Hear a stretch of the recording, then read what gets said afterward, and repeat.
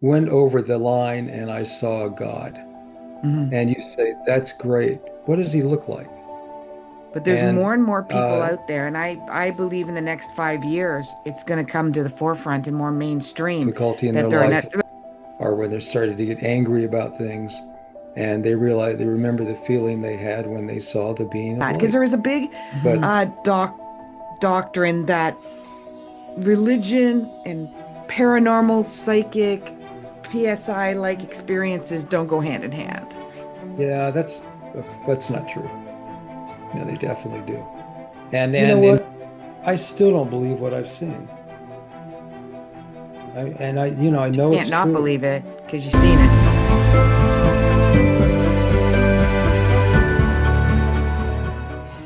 Hello, everyone. You're going to love the guest that I have on. If you've seen the two interviews I did with Raymond Moody, this is how I have met this gentleman, Paul Perry. He is a New York Times bestseller author and documentary filmmaker known for his work on near-death experience, spiritual exploration, and historical subjects.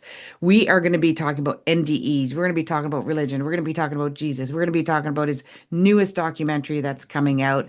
He's fascinating. You got to look up some of his filmmaking. He's an author, a New York bestseller.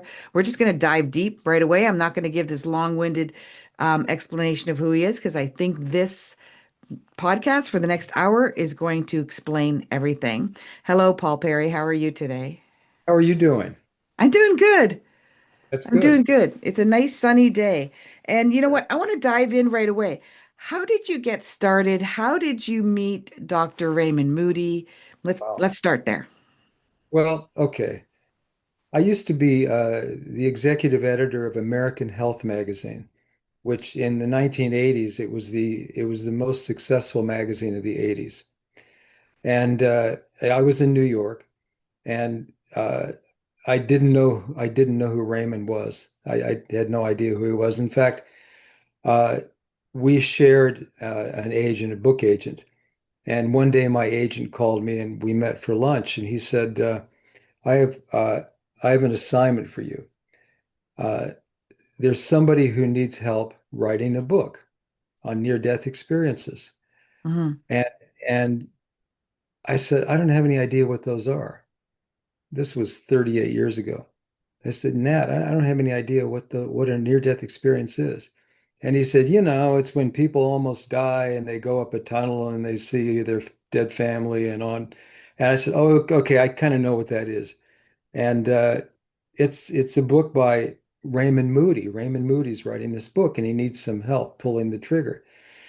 And I said, "Who's Raymond Moody?" And so Nat tells me, he's a man who named and defined the near-death experience, and he wrote Life After Life. What was life after life? I had no idea who Raymond was, nor what he had done, and what his fame was from. And so Nat is kind of a hardcore guy, and he said, "You know what? For the editor of a major health magazine, you're not very smart. You need to go see Raymond and see if you're interested in this subject because you need to know this as the Yeah. editor of a magazine." Yeah. And I agreed with him. So I flew to Georgia.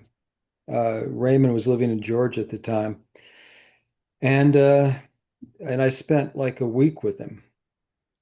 I moved into the house with him, Oh, wow. and yeah, it was great. Very, very fine of him to do that.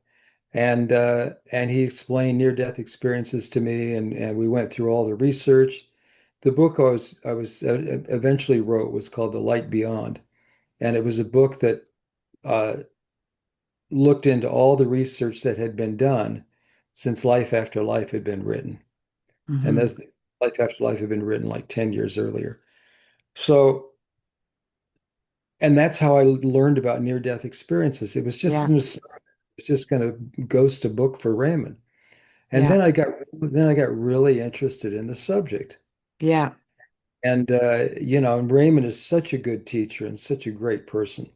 And Yeah. so he explained it to me, and I could ask any stupid question I wanted to ask. And by the end of end of writing this book, what I said to him was, there's a big gap in what we've written. Yeah. And that is that we haven't dealt with children very much. I mean, children, Mm. I'm assuming children have near-death experiences, but I don't know. And he said, yeah, they do. And he said, there's no one has done research on it, except there's a doctor, a pediatrician in Seattle, Melvin Morse, and he started doing some research on it. Why don't you get a hold of him if you want to write a book on it? So that's what I did. I called Melvin and then flew up to Seattle, Hmm. and we talked about what a book, about children and near-death experiences would contain. A lot of it had to contain his stories, of course, because he was the only guy really doing research on it. And we ended up writing a book called Closer to the Light. Mm. And everyone wanted to call it Children of the Light, which is probably a better title, but it ended up being Closer to the Light. And Oprah read the book and immediately had Melvin on twice. And that kicked off my career as a Wow. near-death writer. So what I always look for is I always look for a gap, a significant vacuum. Yeah. So so we wrote the book Closer to the Light. And then I said to Melvin, well, what's the long-term effects of near-death experiences on people? And we talked about that for a while, realized that no one had done research on it. So Melvin launched a whole study called the Seattle study. And then later he did that one, Seattle study, and then another one called the Transformation Study, both done in Seattle. And uh, we examined people who had Yeah. had near-death experiences to see how, some as children, some as when they were in their 40s, 50s, 60s, 80s, to see how it had affected them over the years. And we found that it had a tremendous effect on people. And for some reason, it had not really been researched well at all. Like the long-term effect? Long-term effects. Right. And so we found that, well, several things that were I found very interesting. One is that the light that people see when they have a near-death experience is the most profound experience that they can have spiritually. That that would change them significantly over the course of their life. And they would always refer to the light as being the element that was most powerful in their NDE. Yeah. The other thing we found is that people who have near-death experiences are four times as likely to have verifiable psychic experiences uh, than people who don't see light or don't see powerful light. And the more powerful the light, the more transformative it is in all aspects of their life. But it's also most transformative in the psychic aspects of their life as well. And and we were careful to make sure that these were verifiable psychic experiences. So a verifiable psychic experience would be if I had a dream that if I had a dream that a plane was going to crash and I was going to fly to Los Angeles and my plane would crash, and I would get up in the morning and I would tell my wife about the dream and how vivid the dream was. Right. And then then a verifiable experience would be that I would not take the flight Yes. And then a plane and crashed. I would crash. And Yeah. so there's all types of verifiable experiences. That's a pretty extreme one, but there's other ones that are less extreme. And we found that people who have near-death experiences, particularly the ones involving a very bright, powerful light, Hmm. have four times as many verifiable experiences as the ordinary population. That's really interesting. And did their life, any of their lives change drastically after? Like I've heard that like marriages would change, new job careers would change, relationships would change. Yeah, well, yeah, they're yeah, almost everything in their life changed. Yeah. Not always for the better. No, Uh, well, change is not easy for people. change isn't easy. Maybe it's better that some people got divorced after having these experiences, but they would have the experience and they no longer fit with their partner. Their It's partner interesting. got, yeah, It's the partner interesting. got, Sorry. I'm sorry. sorry. I was going to say the partner got used to this person being, Yeah. let's say, type A Yeah. and kind of not a very pleasant type A. And when they would have the near-death experience, they become what we call, uh, uh, well, they're still type A, but type A with kindness. Yes. And and then their spouse didn't know how to deal with them anymore, Right. like having a completely different, partner. I asked that because this literally has just come to me right now. M- Just literally weeks before I met my husband, he had a near-death experience. He was hovering over his body. They're putting paddles to him, and he saw the light.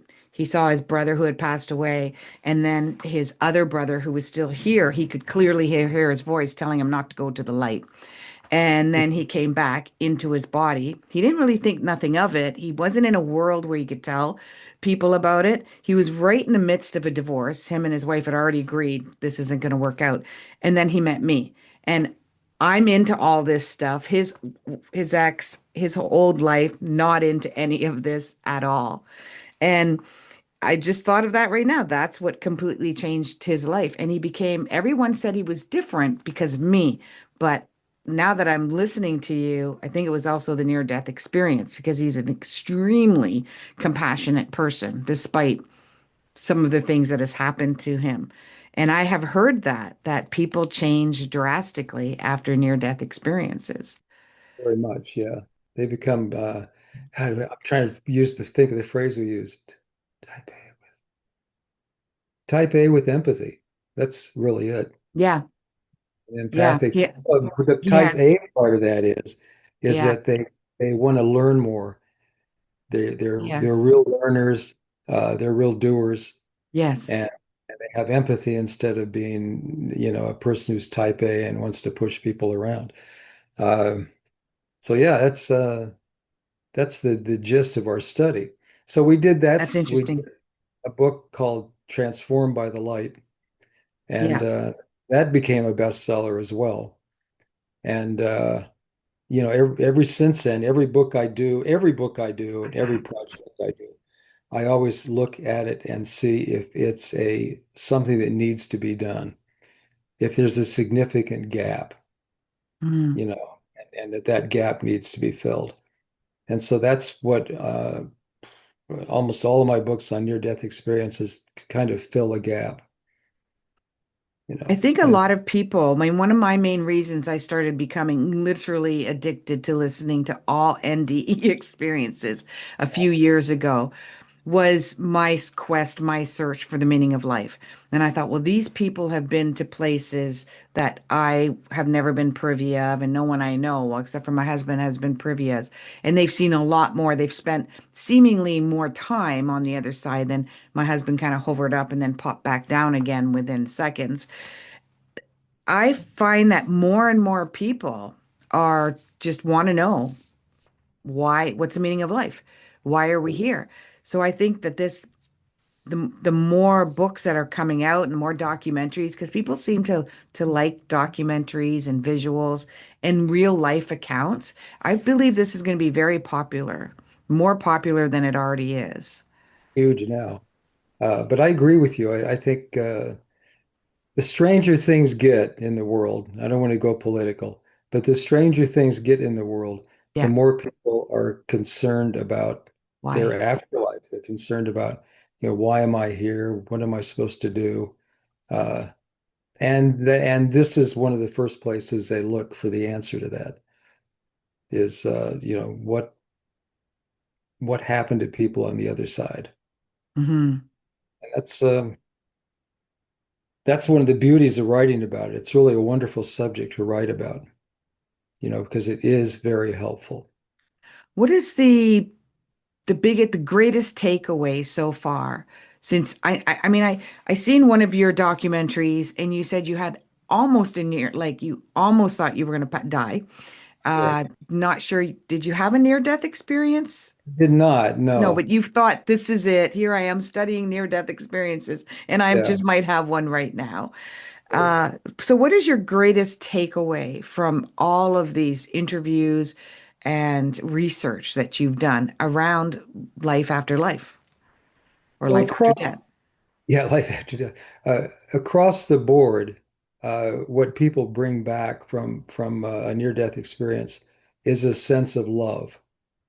That Yeah. love suddenly becomes very important in their lives. Yeah. And they realize that all there really is that's significant is love. And that changes their attitude immensely towards society and toward their family and on and on. They kind And of that's slow changed your version of love? absolutely. Yeah. So what kind of love? There's so many different versions of love. A lot of people will go like loving people, but what if they don't love me? What if I don't like them? Like my mom, my dad, my siblings, my Yeah. next door neighbor. Like, what do you mean by love? I think it is empathy. You Hmm. you have an empathic love. Hmm. Uh, Or you you, know, I mean, I make it a point of, as weird as this sounds, to really love people who, even if they strongly disagree with me, which seems like a very egotistical thing to say, but I don't think it is. I think a lot of times we break up friendships and break off any sense of love with people because they don't agree with us on whatever subject it is. And absolutely. what it's helped me see is that there's a million different ways to see anything. And and the near-death experiences show me that you have to accept that. And that is a form of love. Yeah.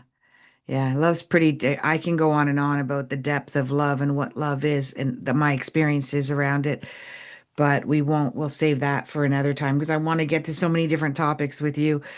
What is the common theme?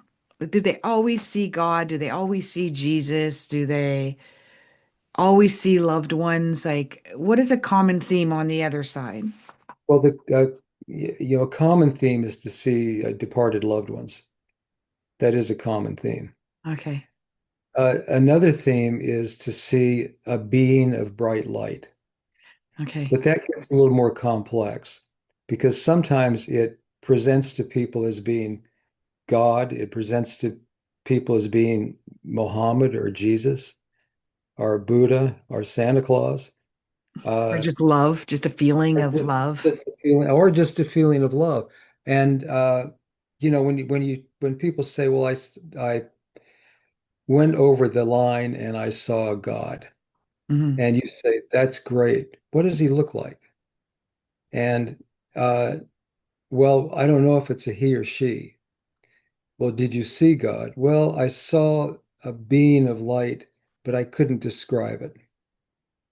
You get that. It's rare that a person can describe what they see with this being of light. But it's the being of light is something that's kind of stays with people for their entire life.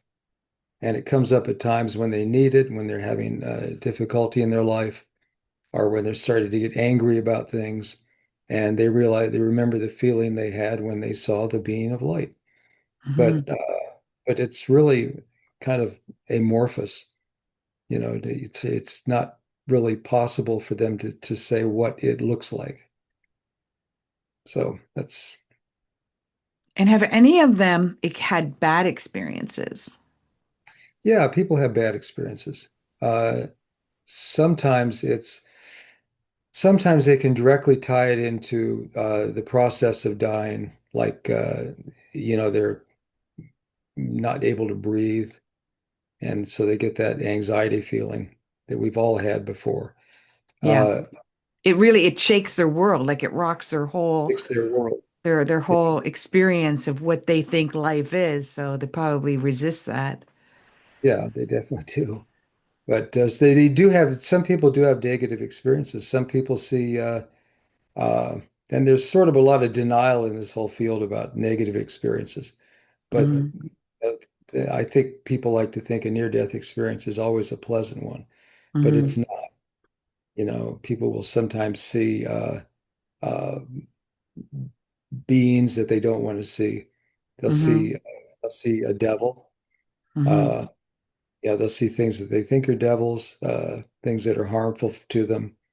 They might relive really bad things that happened to them in their lives, Hmm. because that is a life review is a really very powerful part of the near-death experience. And people who have life reviews, a really effective life review is one that shows you everything that's happened in your life, Hmm. and the good and the bad, and how you treated people poorly, and you have to relive that. If you were mean to somebody, you relive that. And then sometimes in a really powerful near-death experience, this being of light will counsel you. So, if the person has if they've been mean to their family or they've done something bad, stolen, whatever, uh, uh, the the being of light will counsel them. And the being of light is very kind voice, No and judgment. not judge, no, not judgmental at all. But it ends up the people are judging themselves. They end up very powerfully judging themselves. But the being of light's pretty neutral, but empathic and exudes something that uh, is wonderful. Have Yeah. you noticed? I don't know if you've done any accounts on the different types of passing overs, but have you noticed any difference between those who have maybe passed over by mistakes that they've made, bad habits that they had, or choices that they made, like to end their own life, to compared to those who have had other causes of death, near death? I mean, they'll most of the time be counseled by the being of light and forgiven and instructed to forgive themselves. And that's how that goes.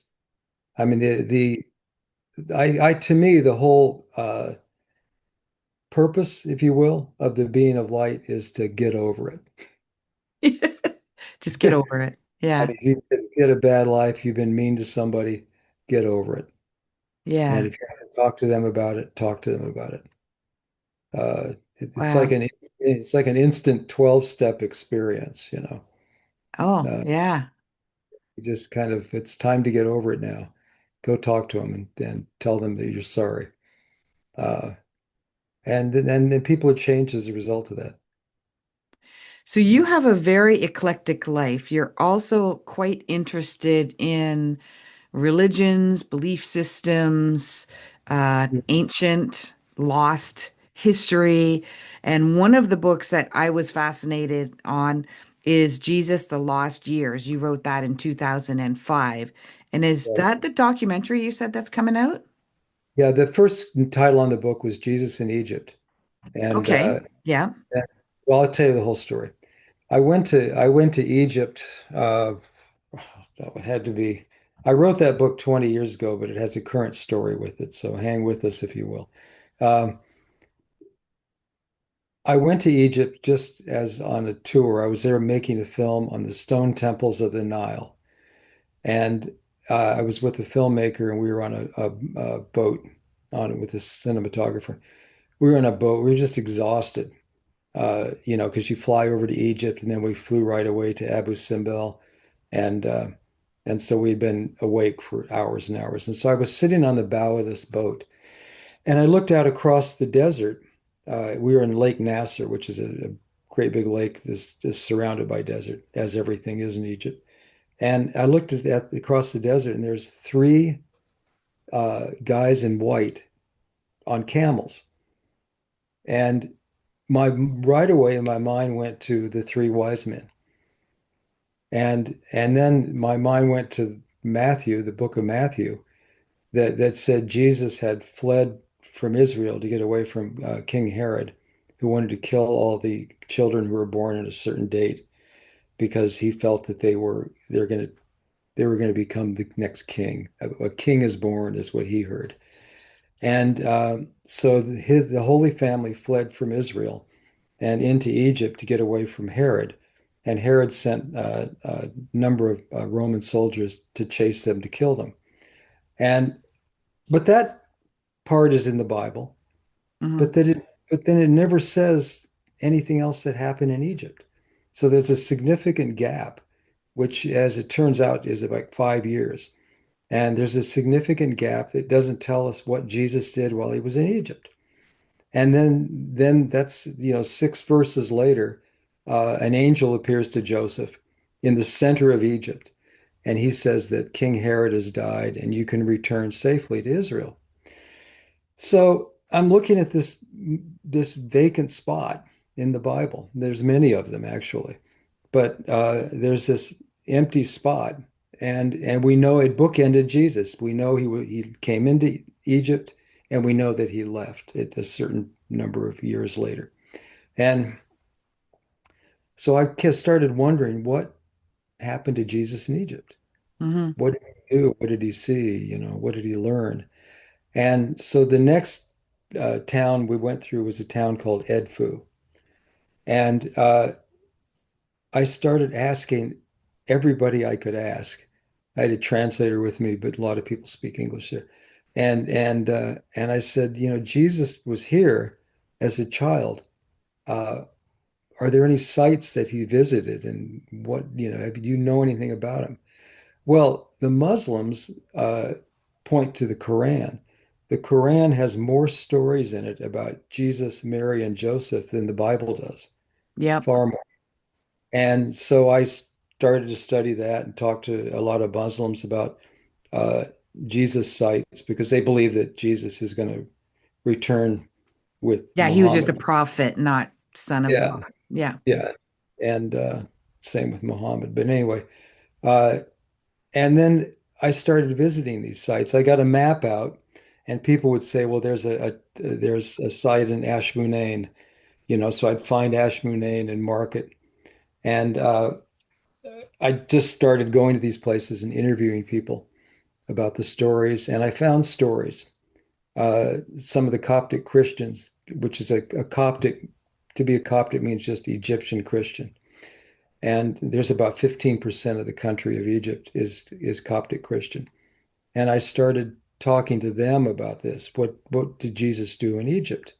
And they have all these stories that they use from the Quran, but also their own stories that were from books that were found in the desert. The Nag Hammadi scrolls, for instance, were stepped on by a donkey, and the donkey kind of collapsed these jars that the Nag Hammadi scrolls were in, and the guy who was riding the donkey picked up these jars and took them to the marketplace in Cairo, and they were selling them in Cairo, and luckily a British archaeologist found them and bought them and started translating them. And many of them are books in the Bible, books that were intended to be in the Bible or were written as though they were in the Bible and just not included. And Who wrote those ones? Who wrote those books? well, I mean, who wrote the Bible? I mean, the apostles didn't write it, because No? they Okay. no, That no, one's I mean, news to me. I thought John and they all wrote it. There's just chunks missing well, there are from chunks other missing. writers. Matthew, Mark, Luke, and John, or Matthew was written 30 some years after the crucifixion. And then you get up to John, which was written 110 years after the crucifixion and Okay. was not the Apostle John at all. It was written by another guy named John. So, and all the books of the Bible are like that. They're written a long time after the crucifixion. This is awesome. Fascinating. Okay. So Okay, so these who books, knows? Yeah, who they were written by isn't known, but it would right. probably be, well, early Christians. I don't Coptics maybe. Coptics weren't really around until about So probably Is the stories are being passed on, storytellers are passing on stories, and then someone decides to write about it like 100 years later. Okay. that's yeah, that's it. And the with the Coptics and also with Muslims, I think less with Christians. Their oral tradition is fact. So Okay. if you go to Egypt now and you say and you ask a priest or a monk or the Pope, which I've dealt with both popes now since well, since I was there 20 years ago, Mm, but they all say, well, these it's grade A gospel. Oral tradition is grade A gospel. Okay, well, why doesn't it change? Here's why they say it doesn't change. Because they've turned all the stories in the Bible into hymns or into things that are repeated in churches. And and they say that if the song ever changes, for instance, if someone changes the song, they're corrected by other people in the congregation.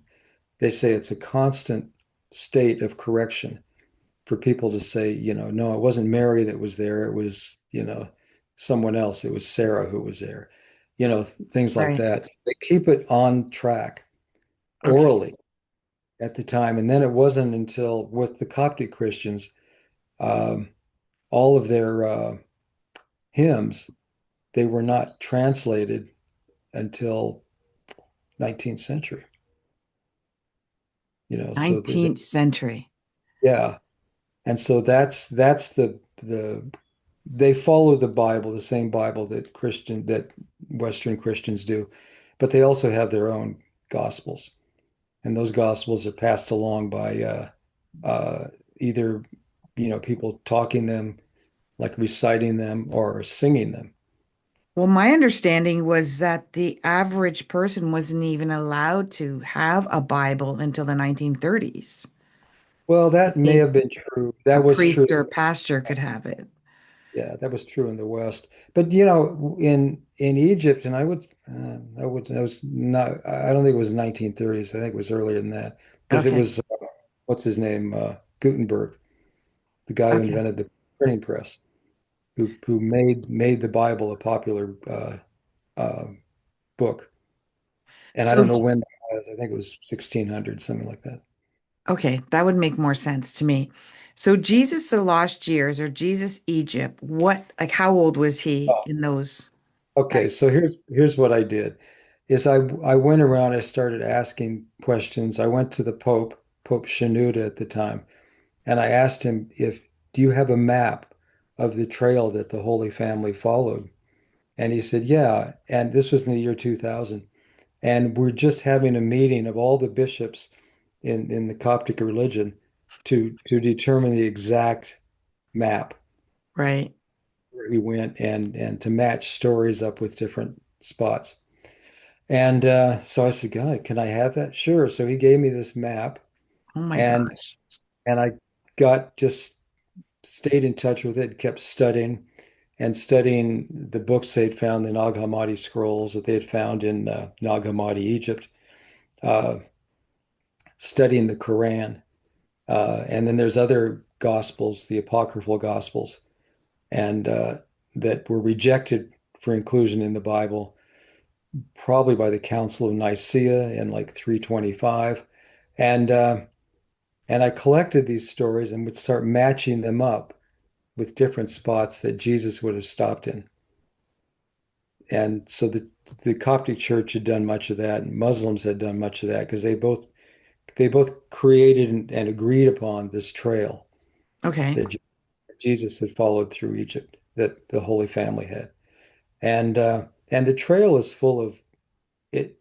There's a lot of archaeology there. There's a lot of the buildings that still exist now from the time that Jesus went through. There's stories in the Bible. There's stories in uh, the Bible, in Coptic tradition, in the Quran, that talk about Jesus destroying temples because they were temples that were, profane. He didn't like them, and they had, in some cases, had been kind of abusive of Mary. And he would then, so according to uh, their tradition, he would then destroy these temples. And if you look at a map of destroyed temples in Egypt, it starts where they say it starts in a place called Zagazig up in the northeast corner, right in the corner, close to Israel, and uh, and ends in the very center of Egypt in an area called a Sut. And then there's no more destroyed temples, but temples were literally destroyed. And Did and this not cause like an uproar? Did this not cause at the time, yeah, like that? yeah, Okay. they blamed him for destroying temples, and Okay. and but it's sketchy. So it's kind of Yeah. sketchy info. And he would supposedly destroy these temples that were profane, and Okay. and they're still there. They're just destroyed temples are there, Like crumbled down, like I'm crumbled sure they were down. made out of stone Well, and they're you'll all see in form of brick. Egypt. You can put some on if you want on your podcast. Okay. Uh, but I'll there's gather some pictures and put them up. Yeah. yeah, and they're destroyed. And there were all these miracles that took place, uh, Mhm. and then to this day, in a suit, there's miracles that have taken place in Egypt. There's in a suburb of Cairo. Cairo wasn't there, when Jesus came through. The Cairo itself is only about 500 years old, 400 or 500 years old. The But pyramids were there. yeah, the pyramids on the Right. outskirts. Okay. And yeah, right. The pyramids, yeah, There's it no wasn't built city. 500 years ago. Yeah. There was no city, not like there is now. Yeah. And so there's all these traditions that match up. Uh, and there's other things. There's uh, a lot of the miracles that take place. And so So, where are so the accounts of these miracles, are they in the Quran? well, take a look at my book. They're not in the Quran. They're tradition, they're oral Okay. tradition passed along. I'm really looking forward to this Yeah, documentary. and I did a documentary called Visions and Miracles in Egypt, and that contains a lot of them. But so does the Jesus the Lost Years is And they full can of find this on your website. A lot of it's on yes, Amazon. yeah. But the interesting thing about it is with these miracles is that in 1968 there was a miracle that appeared in this area called Zaytun, and that's it's like I say, a suburb of Cairo. And uh, what happened was these Muslim guards who were guarding this parking lot.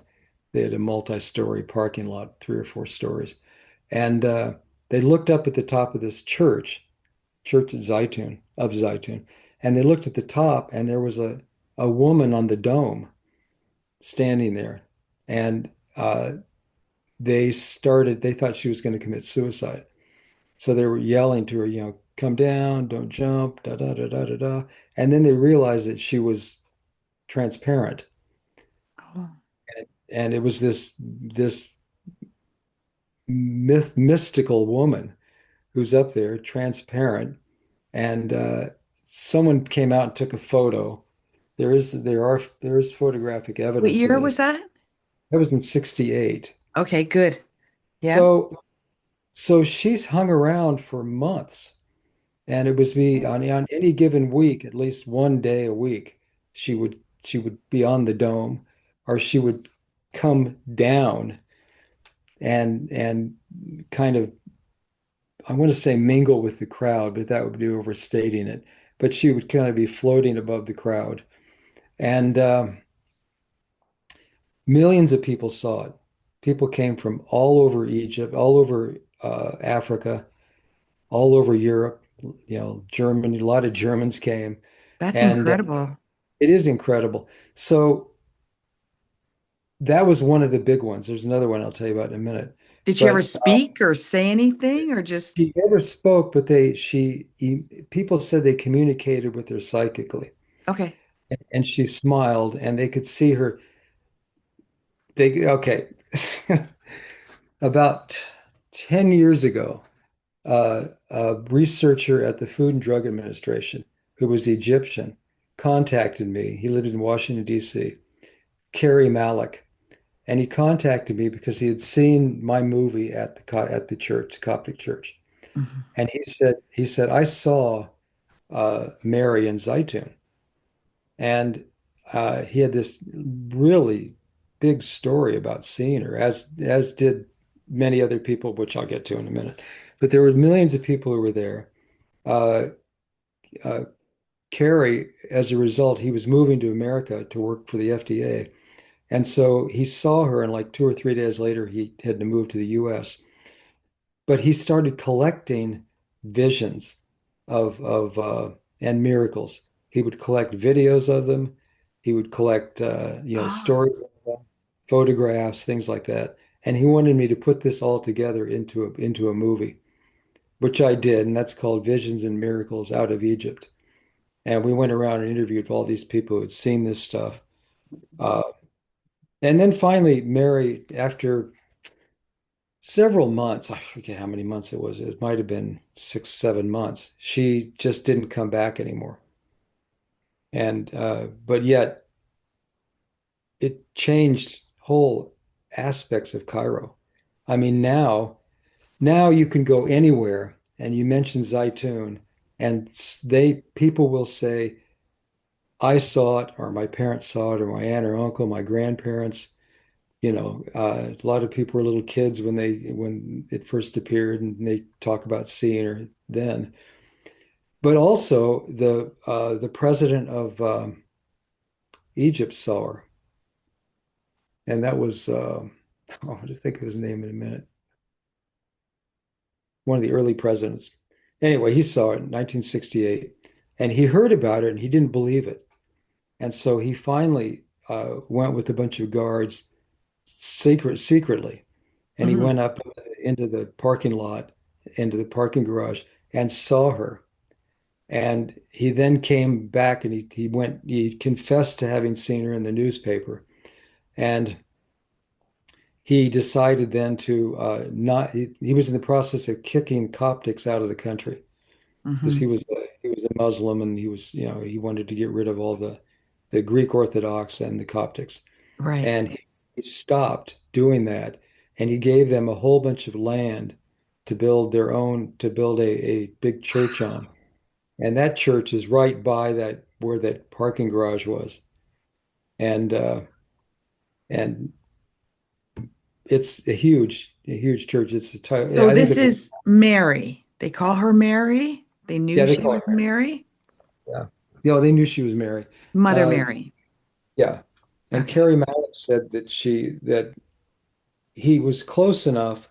She would move to the crowd, toward the crowd and back, and smiling. And they claim, like I said, it's like psychic communication. She didn't speak, but he said she was so clear that he could see her teeth, like he was close enough to see her teeth. Wow. And this is in the 60s. I mean, they didn't even have Oh really in yeah. Egypt. I believe it more coming then than now, because who knows what they can We do can do now. now. Yeah. So then in the year 2000, uh, in the middle of Egypt, the center of Egypt, in a city called Asut, Assiut, they started to have these lights flashing out of the sky. I have a photo of one. I don't want to slow things down here too much, but they had these lights were flashing out of the sky for 3.5 months, and and it was really powerful light, and it was just coming out of the sky, and no one, it wasn't coming from the ground. It was, coming from powerfully from the sky, reflecting off of everything, and once again, tens of thousands of people showed up there. I'll send you a link to Visions and Miracles Yeah, as I'll well. put it up. and this light was flashing like crazy. I happened to get a really great photograph of one. Um, And they didn't move. They stayed steady, they flashing. would, um, yeah, yeah, they were just like lightning. Oh, And okay. so it was right in the center of town, the center of a suit. And next to where the flashing was going on was an apartment building. There's a Okay. kind of an odd apartment. It was shaped out like that. And a doctor took his video camera and he lived on the roof for 3 months and he videoed it. He That's videoed this. dedication. Yeah, He people did. were just like awed. When I was there this last time when I was there in November, I went to that apartment and I spoke to the guy who owns the apartment, and he said there were well, he said they couldn't sleep for 3 months. There were so many people milling around in the streets, and then the lights were keeping them awake. And then every time a light would go off, there would be this, millions of people cheering. Uh, and that had so I spoke to the priest. This was I was there in 2021 or 2004. So I spoke to the priests who had been in the church when this was all going on. And they had been scientists before they were priests. It works that way with the Wow. Coptic church. I mean, you can Yeah. be married, have a family, and they left their jobs, they retired, and then they became priests. So they took the scientific method to this. They created a questionnaire and they said, everyone who sees this, fill out this questionnaire and give us a narrative of what you saw. And then people started coming to them and saying, I'm healed. That's what I was I going to was, ask you. Like, what else did yeah. they experience? Well, they started being healed from Wow. a number of afflictions, everything from infertility to depression to they had cancer cures. They had bone breaks. I have X-ray of a bone break, and that was healed like literally within a week. And the person who had it was a boy, had broken his arm right here, and there was a gap, and it wasn't coming together. I don't know if you're familiar with that with anyone, but I've had friends that have bone breaks and they don't heal. They Yes, yes, yes. Yeah. have to go and pin them. Very But familiar. this guy had a big break here, and they took X-rays, before and after, and Edifying. it healed. Yeah, it wasn't healing for a couple months, and then after seeing this, having this light bathe him, it healed. It healed within a couple of weeks. So Wow. anyway, so they then took the initial questionnaire back and they changed it. And they said, if you were healed, tell us what you were healed from, uh, how you felt, the obvious questions. And then they said, you turn this into us, but we'll only accept it if you give us your medical records. And Okay. so these Science. people, these people brought the medical records, and this priest, the two priests, arranged for a group of Muslim doctors and Christian doctors to come together and have like a big quorum of where they would look at everything and decide if people were healed or not. And they Wow. had a tremendous number of healings. They had like a stack of questionnaires like this, and these people were healed from this light. And they're probably still rolling in. There's probably Yeah, still getting. And so is well, some of your documentaries is documenting that as well? yeah, I did. Some of that, what I just talked about, is on the Jesus, the Lost Years, that Mhm. movie. But then I also did an extra movie on visions and miracles that include a whole bunch of other things that have taken place there as well. And I'll send you a link to that so you can take a look at it. Absolutely. Yeah. Everyone, you're going to get all the links down I've at the got bottom there. yeah, this is quite an incredible photo, actually. Uh, I had it examined, the photo that I took Yeah. by the Apple Graphic Institute in at American University in Cairo, Yeah. and I had it examined by Apple six I don't know engineers, Yeah. profs, engineers, and they had There a are people that forensically tear apart photos and oh, that's what they did. yeah. And so they stood right there and they pointed at things that, you know, I don't know why that happened. I don't know what that's coming out of the sky. I don't know why this it's like a spray of water, like a shower, but it's orange and it's coming down from a specific spot in the sky. And but that apartment building that I told you about is white. And there's no orange on the white. There's no orange on But in the photo there is. there's no, yeah, no. There's orange, but there's no orange on the apartment building. Right. And it shows directionally exactly where the spray went. It went straight down over their steeple, and that's supposed to be the spot. So what do you say that was? What were these lights? I don't know. I mean, they're supernatural. Yeah. There's no question about Did it. it make mainstream news? It made the New York, okay, that's another thing. It made the New York Times, both of them. Zaytun made the New York Times, and it Okay. talked about the president seeing it and things like that. But it was just small articles. And a suit made the New York Times, and but it didn't. It Not the was front big. It page. was big in the Middle East. I'll put it that way. And it was sort of big in Germany because there was a German archaeologist. What was Right. his name? Anyway, and he was there, and this is another story that relates to these visions. This guy was a uh, archaeologist with a specialty in the Bible. A Okay, German guy. yeah. Okay. Uh, he was bringing students. He would bring students from Germany and things while this whole thing was going on with the visions of Mary. And so he would bring these students. Some of them were very religious, some of them were not. Some thought it was nonsense. Uh, and he would bring them to the vision area, and some of them would see her, and some of them wouldn't.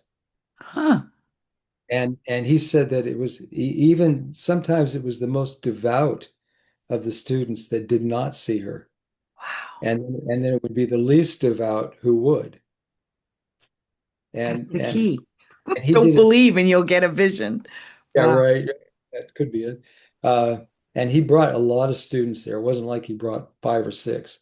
He would bring 10 or 12 at a shot. And uh, yeah, crazy. And, what did he make of it? If you're honest, I don't know. I just don't know. But, I would talk to the bishop of a suit, and the bishop of a suit said, it's Mary. Yeah. And you're in a suit. Yes, Like she's here. Fatima, Yeah, well, the like vision there, and Mary as well. What was she wearing? Did they ever see what color of a dress yes. she was wearing? According to Dr. Malik, the FDA guy, she was wearing the Marion blue, and she had like a white uh, Yeah. scarf on her head. How we know of her. The reason I'm asking that is because I had mentioned to you the UFO of God who I interviewed, Chris Bledsoe, and not only did he see these lights, but he always sees a woman, a girl, a woman. He calls her a woman. He calls her the woman in blue because she's always wearing blue, but she's Oh, really, really big when he sees her. So this is yeah. why, and he's very religious, so he does believe it's Mary as well, but he just says the woman in blue. That is fascinating. It is fascinating. I'm going to find the photo because the photograph will blow your mind. It's just crazy. I'm wondering, I've got the scientific mind as well too, so I would even want to test the people that seen him and the people that didn't see it, and I would want to test the ones that seen it, see privately what they all saw it, because I'm sure there's people that said they see it, but they didn't, because they just want to be part of the crowd that said they seen it, right? Absolutely, I'm sure that's true. So I would Uh, like to know, if there was a common thread of what they saw or what they experienced or what they felt. And I mean, there was something else I wanted to mention too, because you have been knighted in yeah, Spain um a few times for some of your books. How does that yes. happen? Well, I like art. You know what about this? I'll find it after we end up talking. Yeah, Is that send it okay? to me. Send it to you. Um, I like art, and I like particularly certain artists. Like I like, Salvador Dali, surrealism, stuff like that. Mm, And I have a friend who worked as a hedge fund dealer.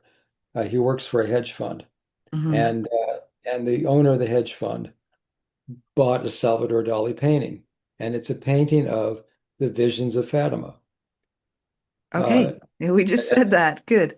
it's called The Vision of Hell, and it's when the kids they one of the things they saw was the earth cracked open and they saw hell, and Oh, I don't remember that part. Okay. yeah, and that was like That's scary it was scary, a for lot of scary kids.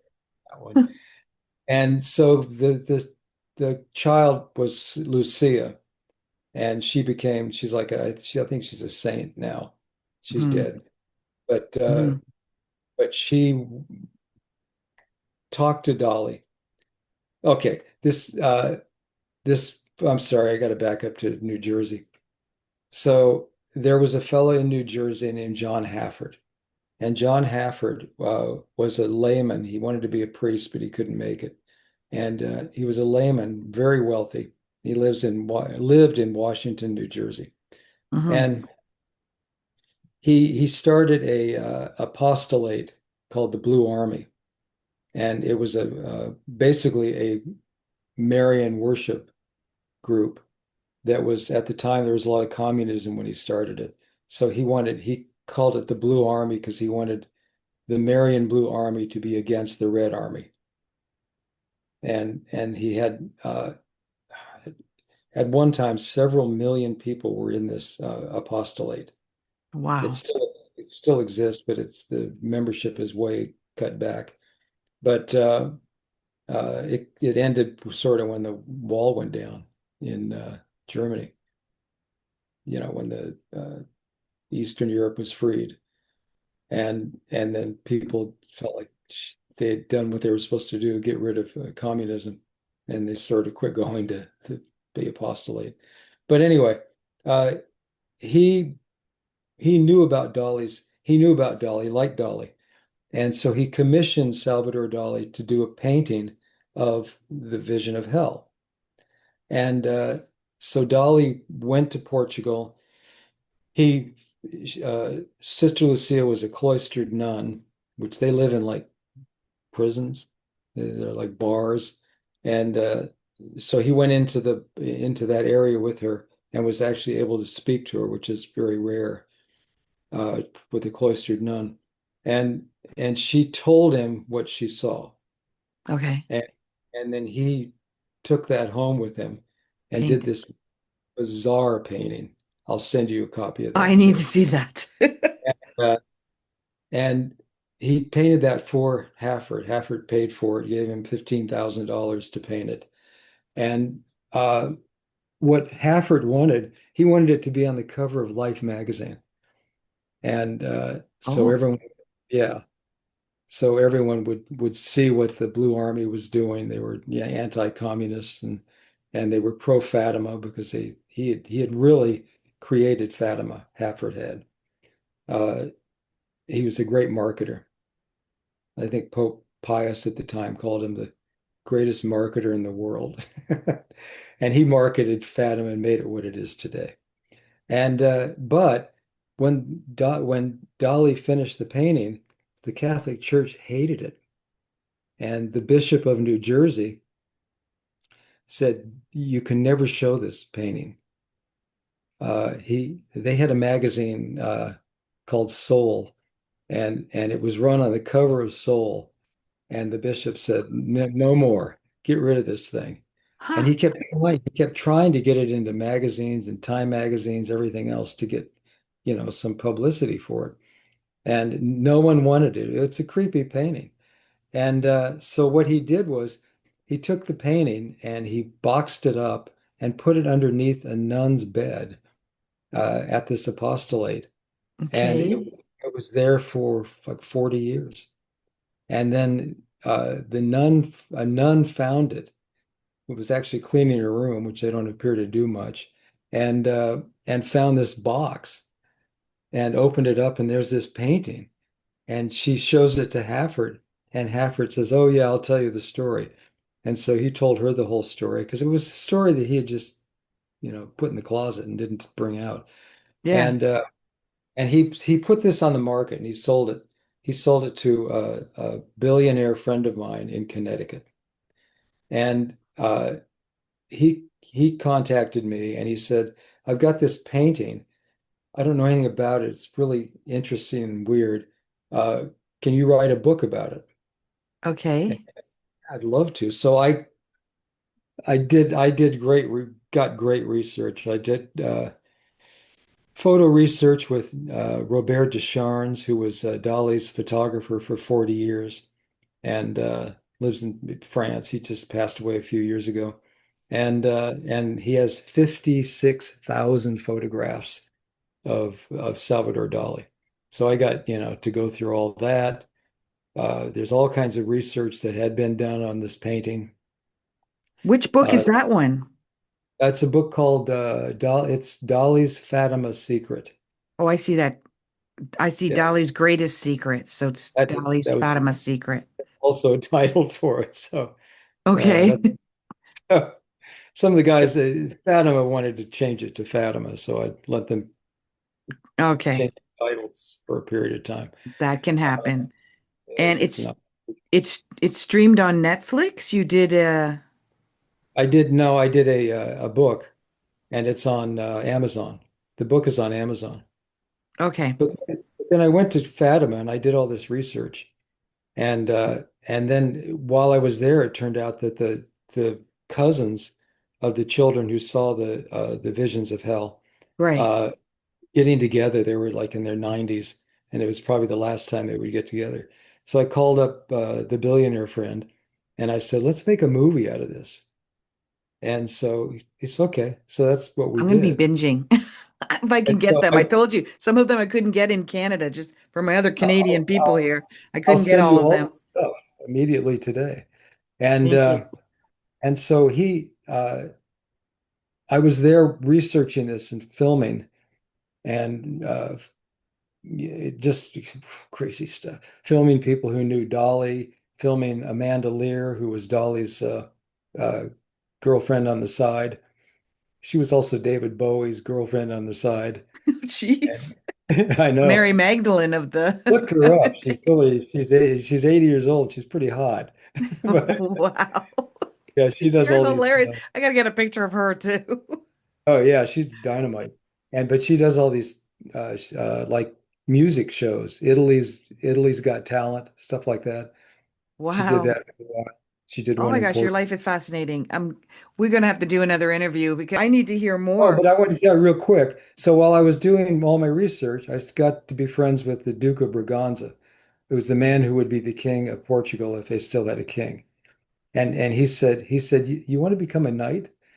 And yeah, and so he made me a knight in the Portuguese royal family and also Wow. another order of Saint Michael of the Wing. And that has been amazing. That's a whole other story. Oh my gosh. I'm like, how many lifetimes have you lived in one life?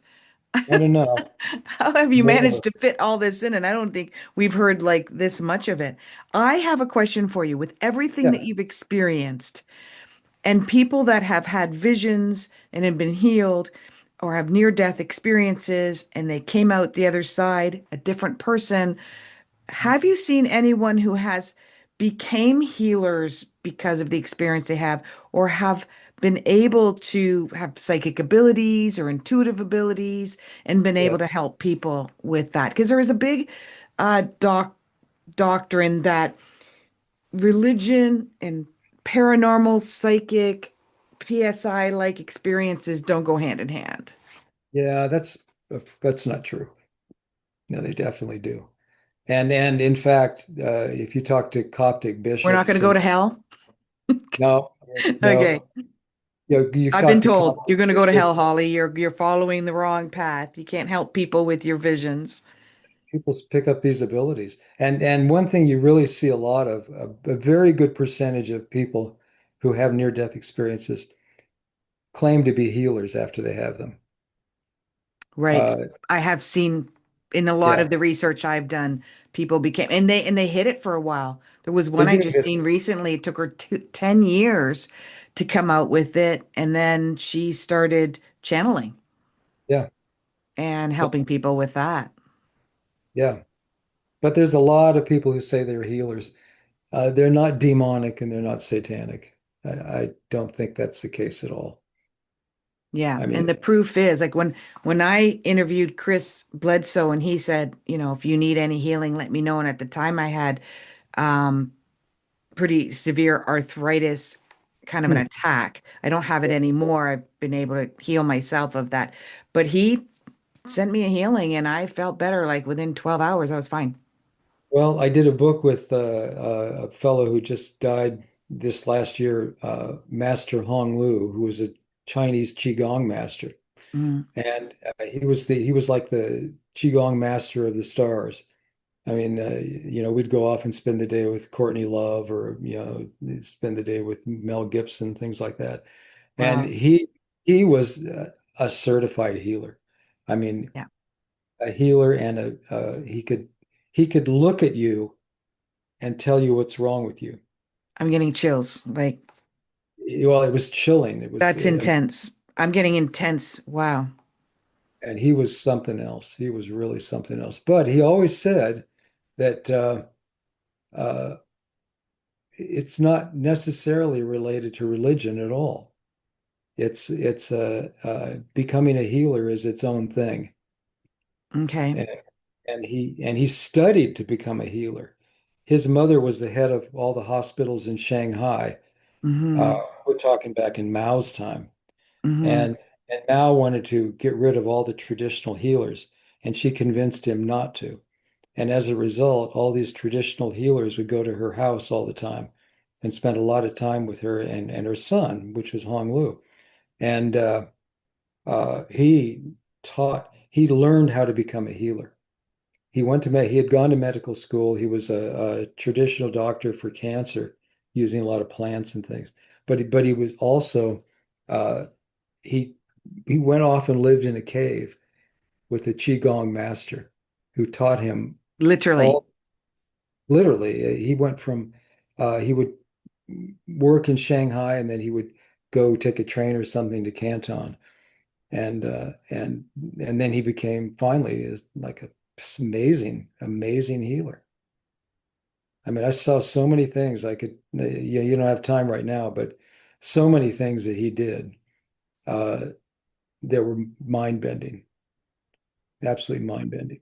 I never saw him miss. When he looked at somebody, he had like a piece of paper, and it would have a drawing, an outline of a person on it, and he would he would look at that, make X's and little squiggles, and then he could see scars. People had their clothing on, and he could see scars. Uh, he could tell them what they had done and what they needed to have done. Unbelievable, That's a, unbelievable. and the research I'm doing recently, this is more and more available to people that are not getting a spotlight. They're not allowed to, they don't want to, they're too afraid of it, of their abilities because it's shunned in society in general. I'm not saying anyone that is as well trained as he is. Like I believe there are those that are well trained, and then there's savants where they're born with this ability, but most because I believe in past lives, most likely because they did train for it excessively in many lifetimes and it comes by them naturally. But there's more and more people out there, and I believe in the next 5 years it's going to come to the forefront and more mainstream that Oh, I there is going to be your charlatans. That's going to happen no matter what. Your used cars deals, your snake oil people. You're always going to find that. You have to find your built-in intuition to know what your truth is and what resonates with you. But it's a shame and it isn't mainstream enough because more people could be healed. yeah, yeah. It's remarkable. He was remarkable. I don't have time to tell you a story. I think we have, yeah, go ahead. It's maybe 5 minutes, but I'll tell you a Hong Lu Perfect. story. He moved here and he lived in Pasadena. This He gentleman lived you're talking about. with a Chinese Qigong master. Sure. He and Okay. his wife were very traditional Chinese, and they lived right up against I forget what the mountains are, the mountains that are right north of Pasadena anyway. Kind of in a remote area. And people would come into his house to his house. He had a clinic there. They'd come to his house and they would get a healing done. So, and sometimes they'd be women, but they didn't want to go alone, so they would take a friend with them, because they didn't really know him, and it's a weird thing, So this woman came with a friend, and she had some kind of just a back problem, which he treated all the time. And then she had this friend came with her, and so he treats the woman that came to be treated for her back problem, and then he stops with her and he turns to this woman, the other woman, and he says, who is that man sitting behind you? Who's that man standing behind you? And and she says, ha ha ha. And he describes him. And she says, well, that's my boyfriend from college. And he says, he was very mean to you. He was physically very abusive. Now, this is all stuff he's just saying to people he doesn't know. Hmm. And so I was like, oh shit, it's kind of made me uneasy. And as he did every time he did this. And she says, yeah, he was terrible. I haven't been able to get him out of my mind since, she's married. She had 2 kids. She said, but he was always on her mind every day. And, and he said, and that's why you have, that muscle disease. I'm not sure which one it is, but that's why you have that muscle disease. MS. Yes. Hmm. And she says, oh my God. And he said, if a lot of that is tied into emotion, you need to work to get rid of this guy. You need to work to get him out of your life, out of your head. Wow. And but then he was just spot on everything with her. And she's of course she's just started weeping. And and her friend didn't know she had MS. Mm. Come with, and she said, I have it. And it's early on, but she said, I'm losing, sometimes they lose their strength and they kind of Yeah. fall. And she had those symptoms. But he would do this all the time. A He would lot of just people die. don't realize I'm very fortunate to have a doctor that is a bit advanced in that. And he said everything is trauma based. Every illness that you have will be Really? based on trauma. Yeah. I had I would thyroid think a really lot of early in my early 20s, and he goes, you have to look back at your childhood trauma because it's autoimmune specifically. MS is an autoimmune. yeah, Uh, and then my recent one, which I cured too, but that was trauma based as well. And I believe that as soon as you acknowledge it, like him acknowledging that to her yeah, was more than 50% of her healing would have already happened. I think so. And she accepted it.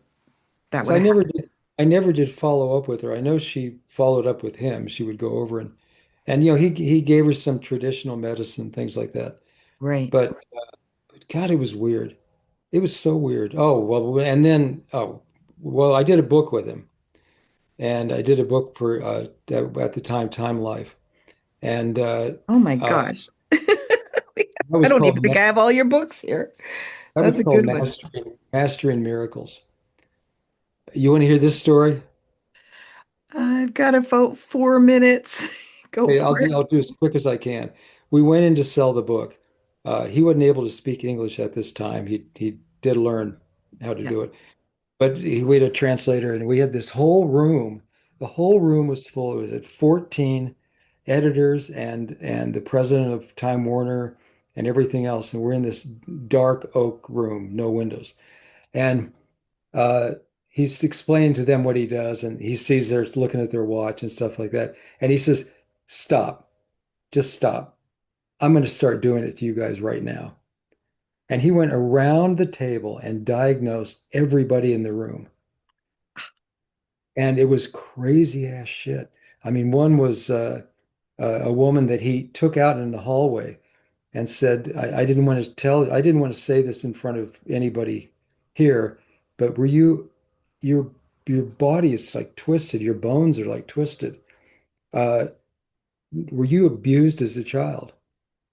And she came back in laughing and she said, he thought I was abused as a child. I was hit by a car. And I had all these what they call green stick fractures where their bones are twisted. Another woman had had a stroke. This was a head of fiction, and she had had a stroke and didn't want, she had had a stroke and just ignored what he said. But when she Right. got outside, she said, I had a stroke like last week at TIA, and I didn't want anyone to know. And That's he, incredible. to diagnose her, she stood face against a wall, and he ran his hand up her spine without touching it, about that far from the spine. And he just ran his hand up and then down, and she collapsed. And then she stood up and she says, I can't stop laughing. She was just laughing, laughing. And he says, well, when I do that to people, they either cry or laugh. And Wow. she said, I feel like I'm being tickled from inside. And Because she's it, again free of the pain or free of the problem. yeah, I didn't know, I didn't understand exactly why she was laughing, but maybe that was it, that she was free of the problem for a while. Because maybe But internally she was a laughy, giggly person, but that was yeah, gone yeah. with the Well, pain. no editors are laughing giggling, so yeah, maybe that was it. Yeah, yeah, that's this But it is, was just the whole room. There was 14 people, and he went around and did everybody. Some did. none of this surprises me in my sessions with my clients. I have, there I just call it remote viewing now because I see things that I shouldn't know. I know Yeah. things that I shouldn't know verbatim.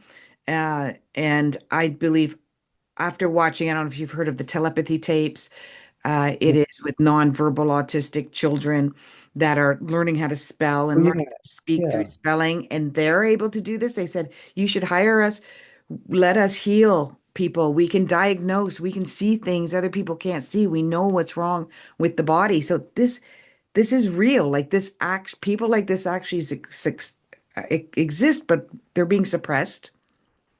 You know what? I still don't believe what I've seen. I know Can't it's not true. believe it because you've seen it. Yeah, it leaves a confusing place in my brain. It does, you know, to see a vision, see people who have been healed by the vision. It's bizarre. It's to deal with a guy who can diagnose uh, on the phone from a distance. Yep. I have Yeah. another story there, but you don't have time for this one. We're gonna have But you back on. Will you come back on? that'd be great. Yeah, Oh my yeah. gosh, thank you. I would be honored if we could do. I could talk to you for if I didn't have clients, I could talk to you for the next 2 hours. Cool. But And I'm sure everyone else is when they are listening to this, they're at this edge of their seat too, wanting to know more. You're Yeah. fascinating, absolutely fascinating, Paul Perry. Everyone, I'm going to put a tons of links down there Thank you very and go and binge on all of his documentaries because I'm going to, and just, you know, believe the unbelievable If because you, it's a if you, reality. that's wild. If you don't mind, could you link them to glimpsesofeternity.com? Oh, absolutely. That's All the where links, anywhere, any way that people can contact you. I want people's minds to be open and cracked open if they're not open, just to give yourself a chance to believe that you're bigger and bigger than you think you are. The world is bigger than you think it is. yeah. No, it's just incredible. Your stories are incredible. I can't wait to have you back on. Thank you, everyone, for listening. Thank you for tuning in. Share this with everyone you know if you want to open up their minds as well and believe the unbelievable. And we're having him back on ASAP. Thank you Bye-bye. very much. Bye, everyone.